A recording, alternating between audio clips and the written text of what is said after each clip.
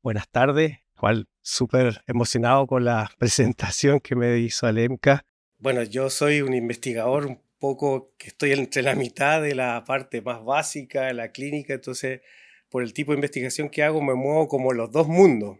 Y bueno, en el contexto del MIDAP eso es muy importante, muy importante esta comunicación porque eh, cuando empezamos a conversar sobre la renovación del MIDAP, la exigencia que ponía la NIT era esto de ver el problema de la salud mental, de la depresión y todo esto desde una perspectiva multidimensional.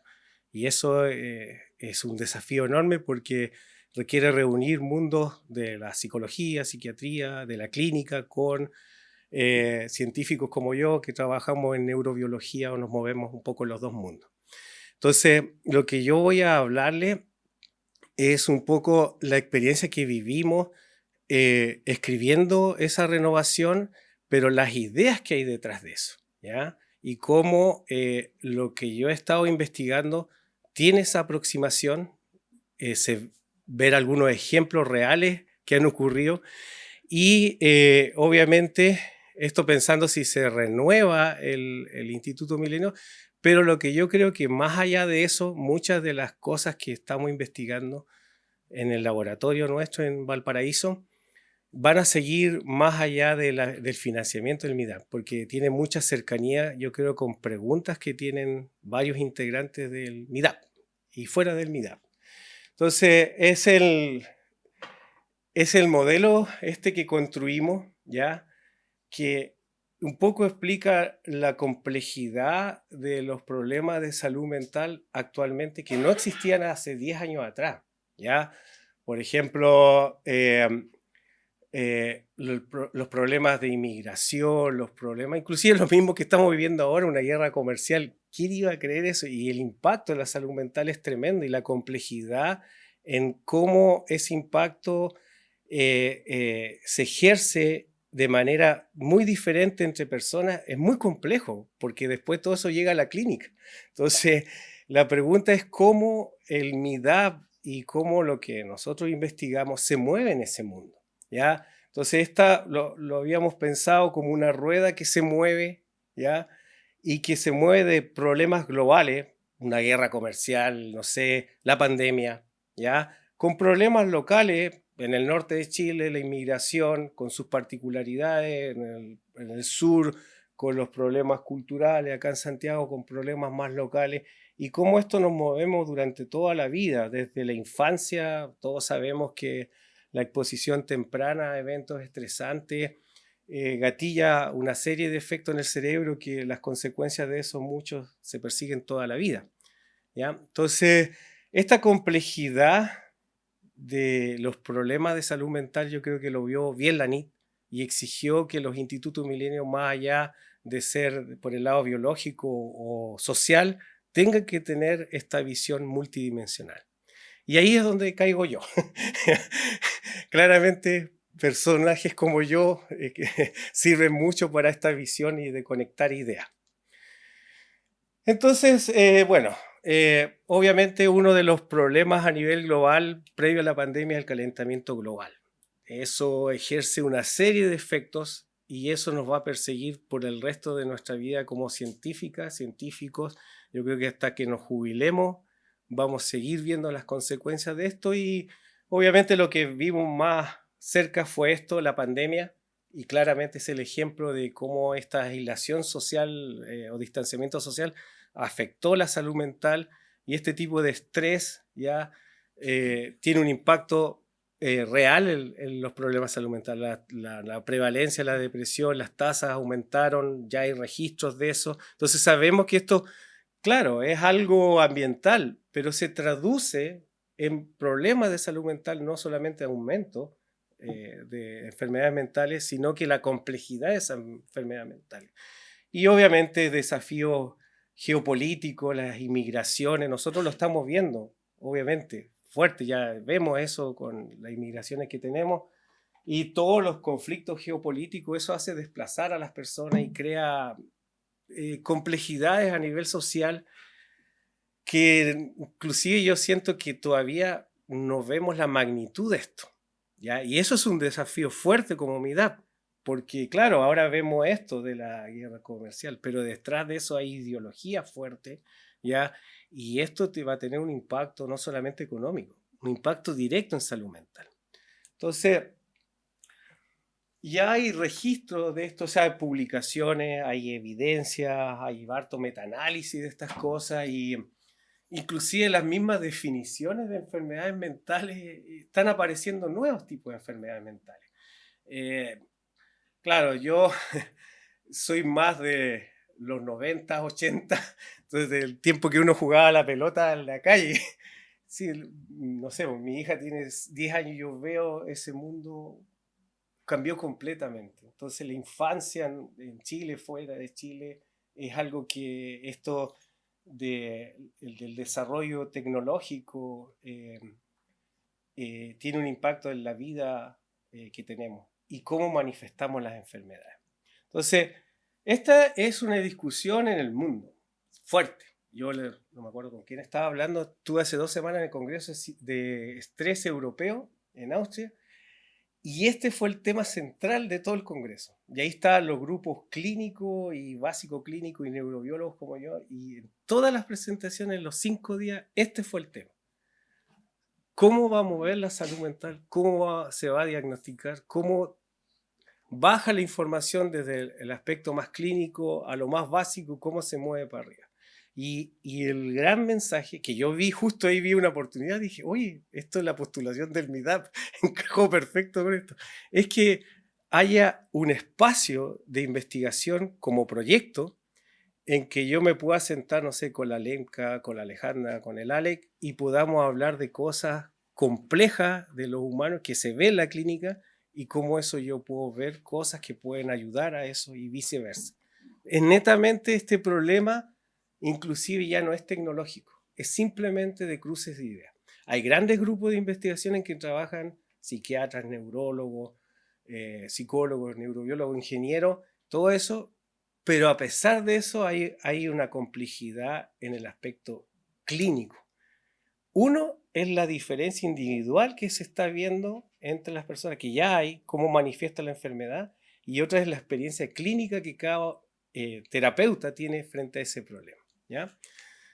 Entonces, bueno, ¿qué contexto es Chile? Chile es bonito, ¿ya? Es muy hermoso, somos un país exótico, maravilloso, pero lamentablemente países como el nuestro son los que están más expuestos al cambio climático, ¿ya? Eh, Esto solamente para que miren nomás, qué sé yo, la variación entre el año 79 y 2020 respecto a la intensidad de precipitaciones y temperaturas máximas, cada vez Chile se ve más afectado por esto. Y esto tiene una consecuencia en la salud mental directa. Si hay aumento de la temperatura en zonas agrícolas en Chile y hay sequía, eso se ve en problemas económicos, problemas de inmigración. Todo esto se traduce en salud mental. Yo sé que se llaman determinantes sociales. Yo sé que igual es un lenguaje que se creó desde la sociología, pero a la larga esto se traduce en un estrés más fuerte para la vida humana, ¿ya? Entonces, es ahí donde yo entro. Yo uso la palabra determinantes sociales, pero cuando la traduzco en mi investigación, la traduzco como un estresor social. Entonces ahí eso me permite preguntarme, oye, ¿qué se puede hacer con esto? Y una de las cosas, hace 7 años atrás más o menos, con el grupo nuestro allá en Valparaíso, empezamos a trabajar en lo que era la resiliencia al estrés. Obviamente el cambio climático, la resiliencia al estrés se ve en tener paneles solares, es tratar de adaptarse a esa situación. Pero este concepto eh, es más complejo que eso, ¿ya? Entonces, el foco de investigación casi completo del laboratorio es que nosotros estamos tratando de entender los mecanismos cerebrales que están involucrados en la resiliencia al estrés, ¿ya? Y la idea central es poder modificar esto, encontrar conductas, estrategias conductuales, fármacos, no sé, buscar varias maneras que no solamente veamos correlaciones, sino que veamos causa-efecto y podamos explicarlo. Ese ha sido el foco hasta ahora. Y eso nos ha permitido igual interaccionar con otros laboratorios fuera de Chile que tienen la misma pregunta de investigación.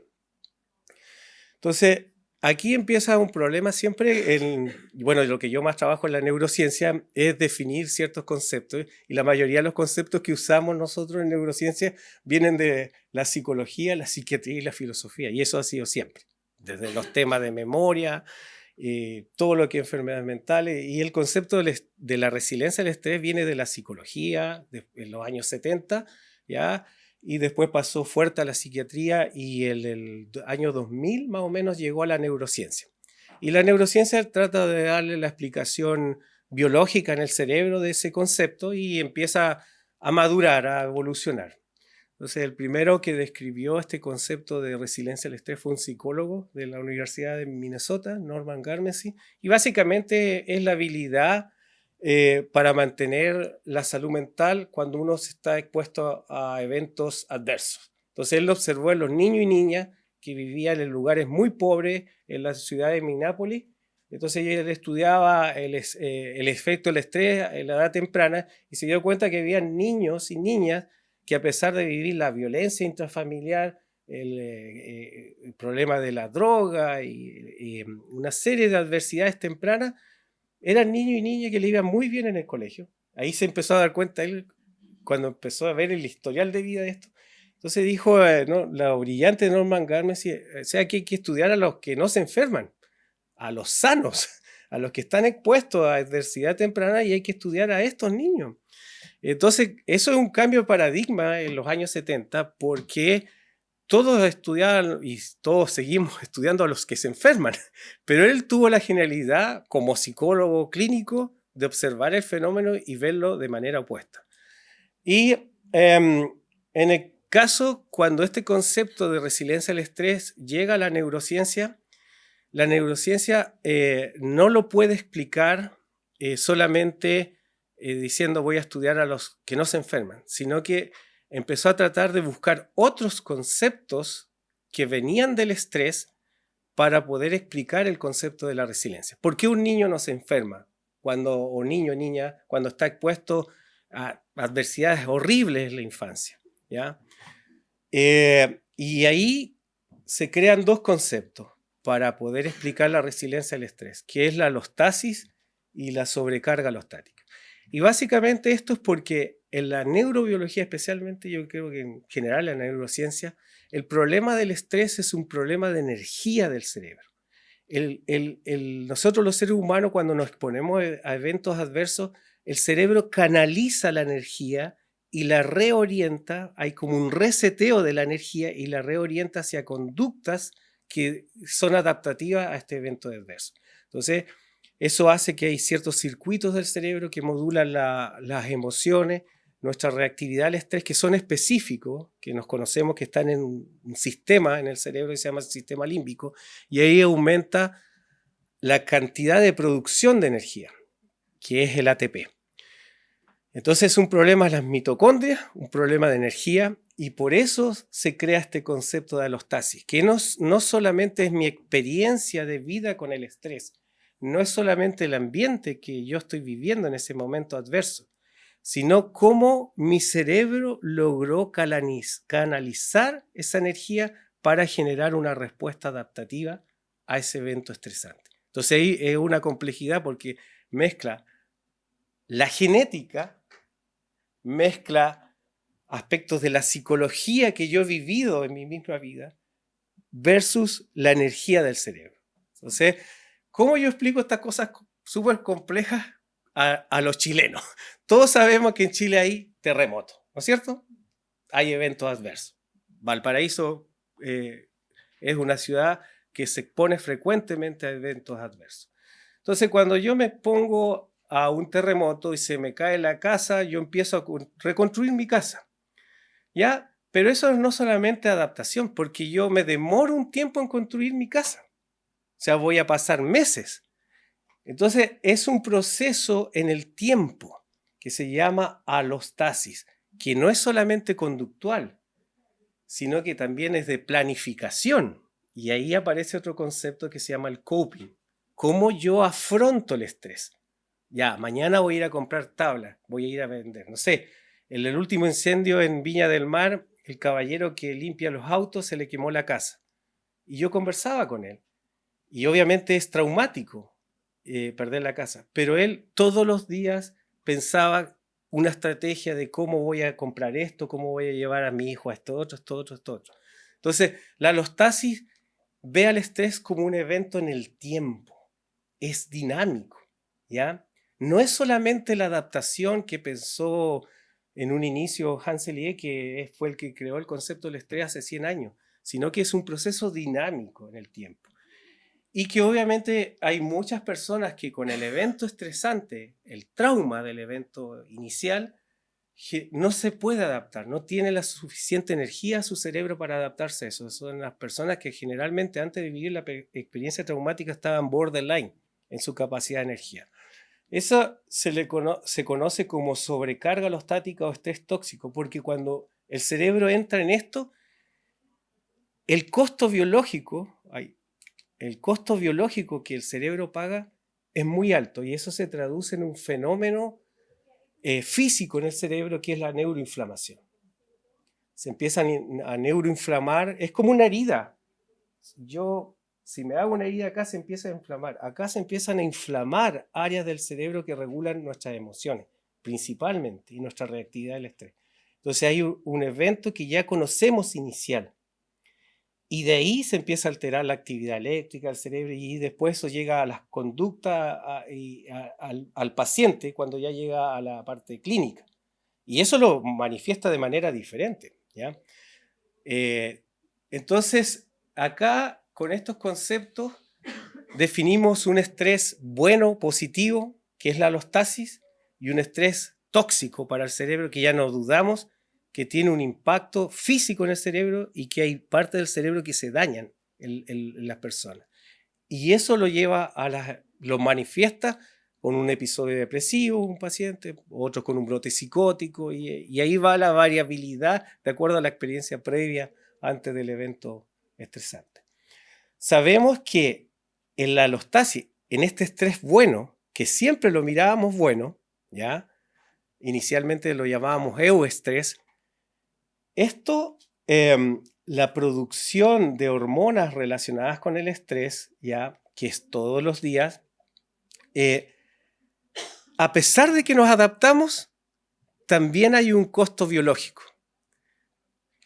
También la persona genera microinflamación en el cerebro, que uno a los 20 años no, como quien dice, pasa piola, a los 30 también, y uno se puede hasta burlar del estrés porque es como inmortal, pero ya a los 40 o yo tengo 53, uno ya empieza a ver el efecto de eso.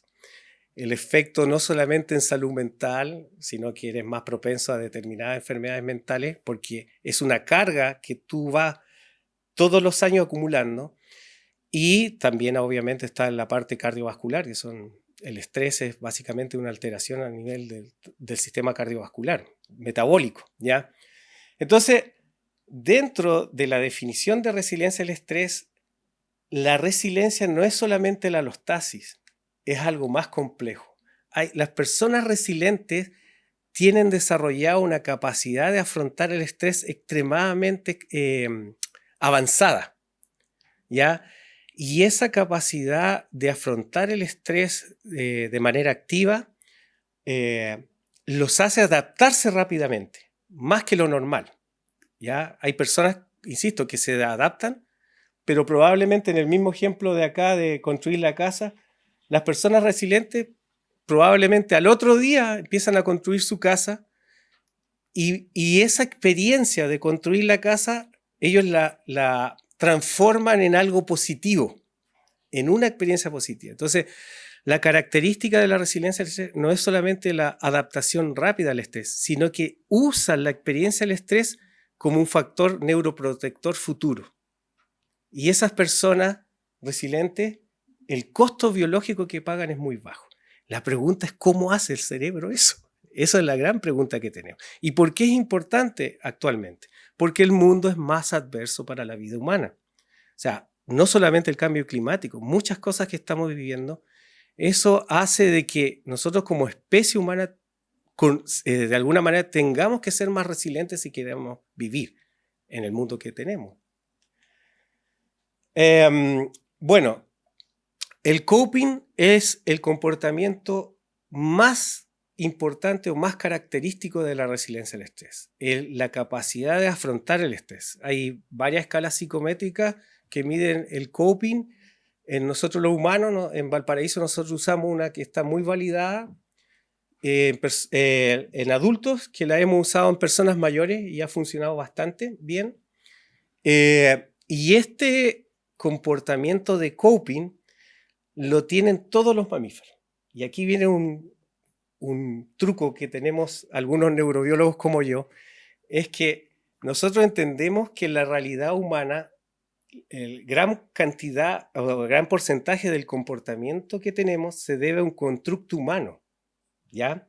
Pero hay ciertas características de nuestro comportamiento que tienen una base genética, ambiental y que es común en todos los mamíferos. El secreto está es que cuando yo escucho a gente como Lale, como la Lenca, yo empiezo a descifrar esas cosas y empiezo a encontrar estas cosas, ¿ya? Y ahí está el secreto, porque cuando uno encuentra estas cosas, nos permite estudiar el fenómeno de manera evolutiva en todos los mamíferos.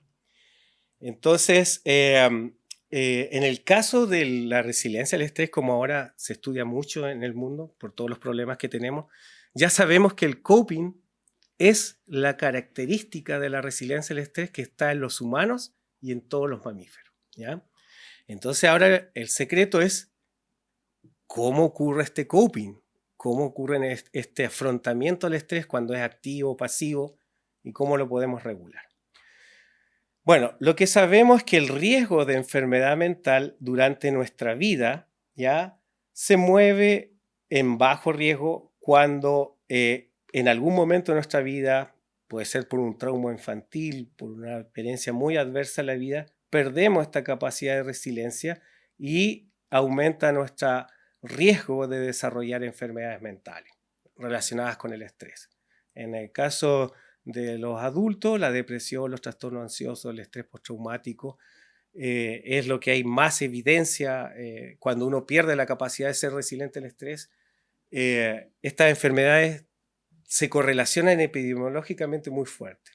Y este último tiempo se ha visto que algunas enfermedades neurodegenerativas como el Alzheimer tienen una relación muy directa con el estrés que viviste en tu vida, ¿ya? Y este es otro foco de investigación muy fuerte. Entonces, la idea, ¿cómo nosotros podemos contribuir a la clínica? Imagínense que le entregamos un instrumento en que puedo predecir cómo un paciente va a funcionar bien con la psicoterapia que estoy haciendo o con el tratamiento farmacológico. Sería increíble que si yo lo pudiera monitorear constantemente y tener esta medición biológica de este efecto me permitiría mucho en mi terapia. Lo otro es cómo predecir si una persona está perdiendo su resiliencia al estrés y si está siendo muy vulnerable a desarrollar una enfermedad mental. Entonces, eso cae en el mundo de los biomarcadores. Y esto es una lucha fuerte en todo el mundo de cómo encontrar biomarcadores de esa huella biológica que deja el estrés que tú estás viviendo. Entonces, en un inicio, la parte epigenética, ¿ya?, que básicamente es cómo cambia cierta parte de tu DNA, específicamente algunos genes relacionados con la parte emocional, no sé, la serotonina, o las hormonas sexuales, o la oxitocina, que está involucrada en el apego, que la tienen todos los mamíferos. Si varían sus niveles de esas hormonas en el cerebro, varía nuestro comportamiento. Si baja la cantidad de serotonina, yo estoy triste. Si aumenta la cantidad de dopamina, yo ando motivado. Entonces, el reflejo de nuestro comportamiento son hormonas y son neurotransmisores en el cerebro. Entonces, ¿qué genes están involucrados con estas moléculas que regulan el ánimo en el cerebro? Es lo que se ha estudiado mucho, ¿ya? Pero ha quedado corto, porque no han predicho muy bien el desarrollo de las patologías. Porque estos instrumentos se miden en decir, bueno, la pregunta es, ¿usted tiene un instrumento que me sirva? Pero eso no es que está malo lo de la epigenética, sino que el problema es mucho más complejo, especialmente en el tema del estrés. Entonces, en la parte epigenética, los receptores de las hormonas del estrés en el cerebro que participan en el inicio de la respuesta al estrés como en el término que regulan mi reactividad al estrés son los que se han estudiado mucho en la parte epigenética. Y en el caso de Luis Salazar, que es el otro investigador principal que iba en el proyecto, él es especialista en epigenética y estuvimos trabajando harto cuando escribimos el proyecto es qué marcador epigenético actualmente está dando muy buenos resultados para la resiliencia al estrés. O sea, para las personas que no se enferman. En el fondo es decir, si tiene estos marcadores epigenéticos esta persona, tiene una probabilidad alta que si se pone un evento muy estresante no se enferma. Y me dijo, sí, yo lo voy a buscar. Y se puso a buscar en los software que él trabaja y encontró varios de estos marcadores, ya que tienen estos nombres raros, pero ese es el receptor, de glucocorticoides. Muchos marcadores, muchos genes relacionados con los receptores de las hormonas del estrés en el cerebro predicen de alguna manera tu capacidad de resiliencia, y especialmente el receptor de mineralocorticoides en el cerebro y otro gen que tienen estos nombres raros, que se llama FKBP5, que trabaja en la modulación de la sensibilidad de los receptores de las hormonas del estrés por las hormonas del estrés. Entonces, ¿qué es lo bueno de esto? Es que gracias a esta renovación del MIDAP encontramos ya algunos marcadores epigenéticos que no han sido estudiados en Chile. No hay ninguna publicación, y que obviamente eso marca una posibilidad muy grande que si el proyecto lo financian, muy bien, ahí nosotros podemos ver en varias muestras de personas de pacientes, nosotros podríamos tomar una muestra de saliva y medir esos marcadores epigenéticos de la resiliencia al estrés. Y el Luis tiene otros marcadores que inclusive no han sido publicados. Entonces ahí se abre una posibilidad de colaboración dentro del MIDAP, pero que como es tan bueno estas cosas que él ha encontrado y el Luis tiene toda la infraestructura para hacer eso, yo tengo todo lo que es para tomar las muestras, la logística, y hay parte de eso que se puede hacer en mi laboratorio en Valparaíso y otra parte allá ¿cómo que se llama? En la UFRO. Y yo creo que esto, si el MIDAP no lo financian, yo creo que va a seguir. Porque muchos obviamente tienen proyectos Fondes o otro tipo de proyectos y van a decir, oye, mira, podría meterle un poquito de epigenética a esto y se podría hacer. Lo otro es algo que he estado trabajando con el Christian Binker, que él es psiquiatra, y con mi prima, la Paula Danino, ¿ya? Que es, ok, está la marca epigenética, pero la alostasis es más allá de la genética. Es el costo biológico que uno paga frente a eso. Y el costo biológico va por la neuroinflamación, por problemas metabólicos, por una serie de otros marcadores.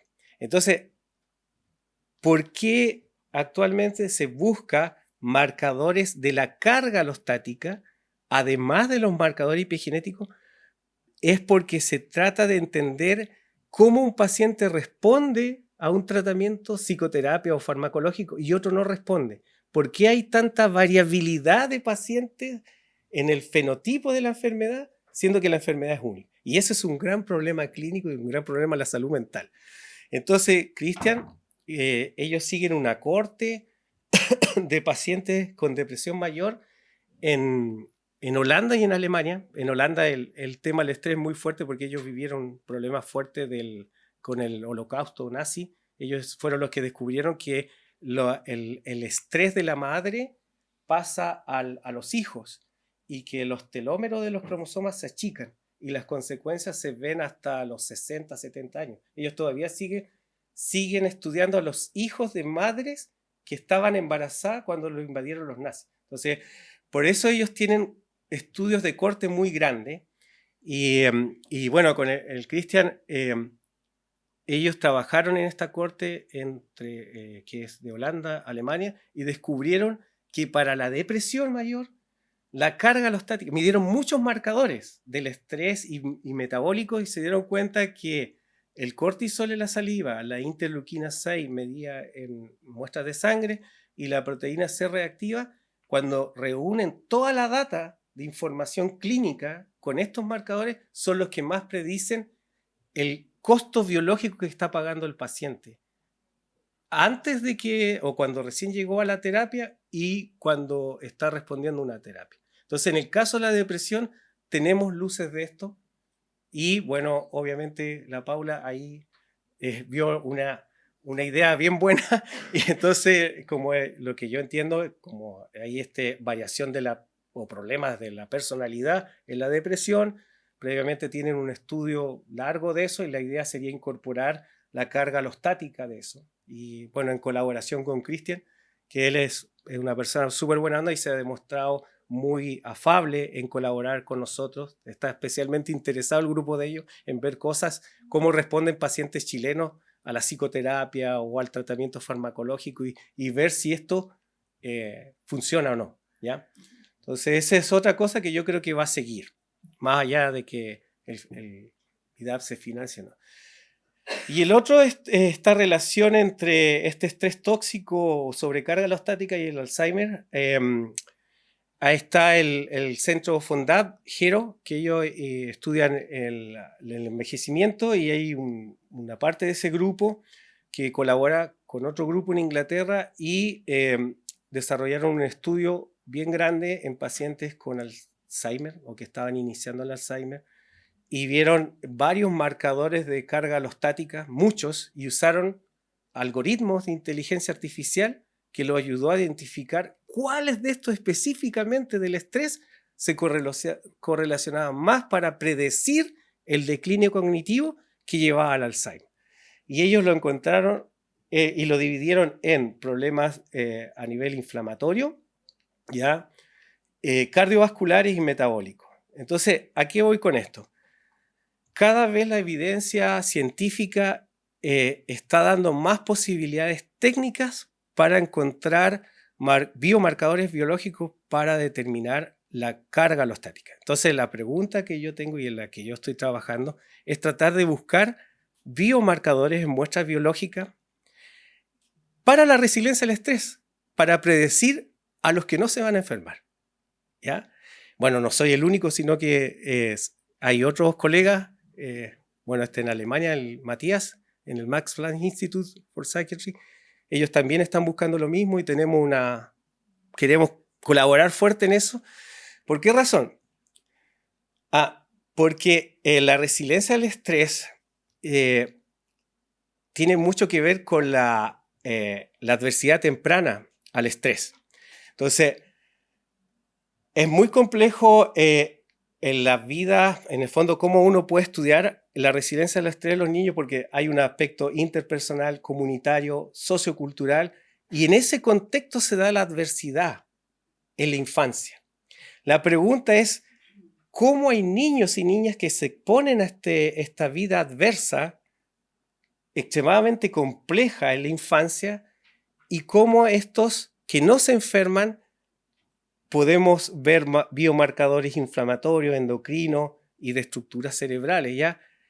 ¿Cómo podemos identificarlos biológicamente? Ese es el cuento. ¿Cómo podemos medir su carga alostática? Es decir, mira, este niño y niña nació en un ambiente extremadamente adverso, no sé, en algún lugar de acá de Santiago o en Chile, y se desarrolló bien, pero tomarles muestras biológicas a temprana edad y seguirlos en el tiempo.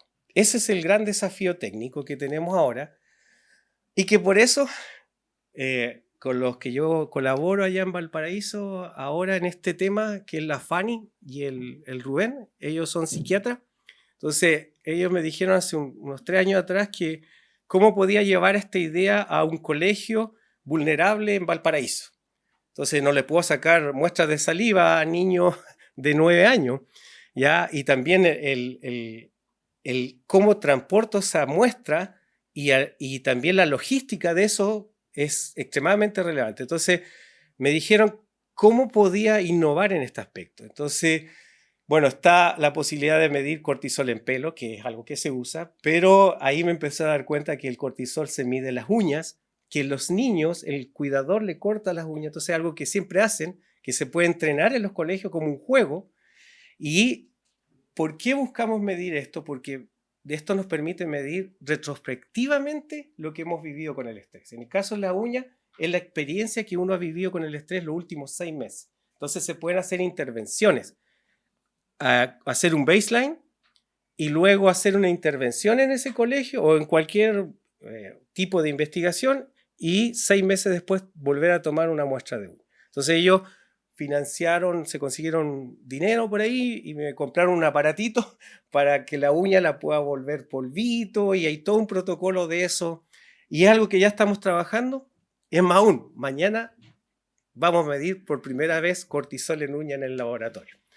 Y esto ha sido interesante porque la Universidad de Valparaíso tiene colaboración con universidades de Brasil y les pagan a los estudiantes de allá para venir un mes acá y ir para allá un mes. Y en la Universidad de Santa Catarina hay un grupo de investigación que estudian estrés en humanos y también en modelos animales. Y el año pasado llegó un alumno, un mes, el Paulo, que ayudó a montar un proyecto que tenemos también de estrés sobre el TSCT, todos estos paradigmas para producir estrés experimental.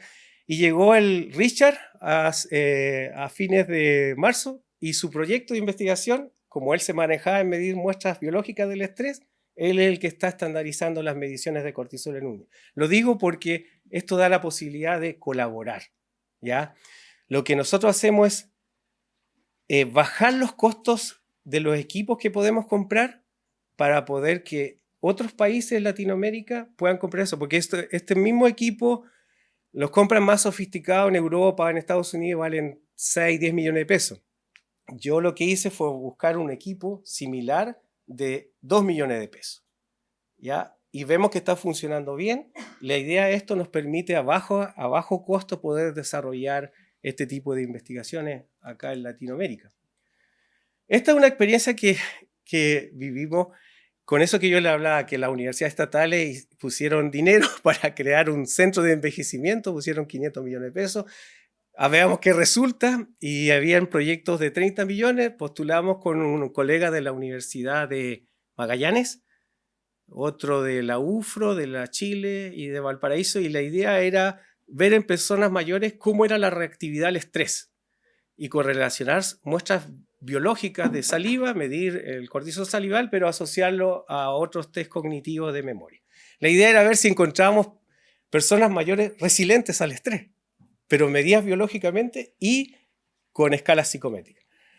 Bueno, estas fueron las medidas de cortisol en Valparaíso, en saliva, y usamos como gatillador de la respuesta al estrés el responder las escalas psicométricas de memoria y todo eso, porque cada población tiene su complejidad. Entonces yo no puedo aplicarle el TSCT o otros paradigmas de estrés a personas mayores porque tienen su complejidad. Y si se dan cuenta, acá vimos 3 poblaciones, 3 grupos de personas mayores que respondían de manera muy diferente a este tipo de estrés. Entonces, ¿cómo sabíamos si es algo normal o no es normal? Y lo comparamos con algo que publicamos el año pasado. Y en palabras más simples, encontramos 3 poblaciones, una que respondía mucho al estrés de este cuestionario y otra menos. Y interesante que este fenómeno también lo están encontrando en estudios de cortisol en humanos con personas mayores. Hay una colega en Bélgica que hizo un estudio, pero como de 200 participantes, y se dio cuenta que no todos respondían de la misma manera. Y ella está usando inteligencia artificial, algoritmos, para diferenciar estas poblaciones. Y eso es una colaboración que se puede dar ahora con este tipo de medidas.